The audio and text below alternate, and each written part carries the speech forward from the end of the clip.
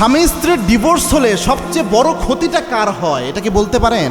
একজন স্বামীর সবচেয়ে বড় ক্ষতি হয় নাকি একজন স্ত্রীর সবচেয়ে বড় ক্ষতি হয়? একটু ভেবে দেখেন। দেখেন, একটা মেয়ের সতীত্বে যখন ডিভোর্স নামক দাগটা লেগে যায়, একটা মেয়ের যত বড় ক্ষতি হয় একজন পুরুষের তত বড় ক্ষতি কখনো হয় না। কেননা এই সমাজ ব্যবস্থা খুব মারাত্মক, প্রিয় ভাই।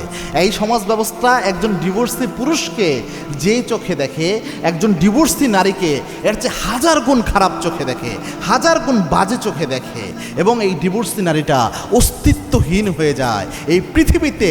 তার নিজেকে মনে হয় একটা মাছকে পানি ছাড়া যদি রাখা হয় স্থলভাগে, এই মাছটা যেমন ধরপড় ধরপড় করতে মারা যাওয়ার অবস্থা হয়ে যায়, মারাই যায় একটা পর্যায়ে। একটা মেয়ে ডিভোর্স হয়ে গেলে স্বামীহীনভাবে তার অবস্থাটা এরকম হয়ে যায়। এজন্য একটা স্বামীর গুরুত্ব নারীকে রাসূল সাল্লাল্লাহু আলাইহি ওয়াসাল্লাম বারবার বুঝিয়েছেন যে তোমার স্বামীর গুরুত্ব বুঝো। এবং আল্লাহর হাবিব সাল্লাল্লাহু আলাইহি ওয়াসাল্লাম জানিয়েছেন, একজন নারী যদি বুঝতো তার স্বামীর কত মর্যাদা, তার স্বামীর কত গুরুত্ব, আল্লাহর হাবিব জানিয়েছেন স্বামীর গালের মধ্যে যদি পুজ হতো, ওই নারী হয়তো নিজের জিহ্বা দিয়ে ওটা পরিষ্কার করে দিত।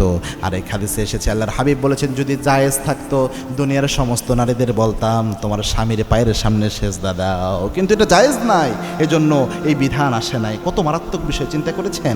এজন্য স্বামীর গুরুত্ব রয়েছে, আবার স্ত্রীরও গুরুত্ব রয়েছে।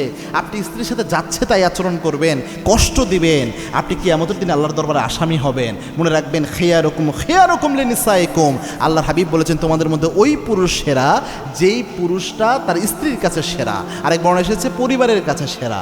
সুতরাং আপনার স্ত্রীর সাথে ভালো আচরণ করতে হবে। এজন্য প্রিয় ভাইয়েরা, আপনার স্ত্রীকে আপনি অন্যায়ভাবে কখনো ছেড়ে দিয়েন না, ডিভোর্স দিয়েন না।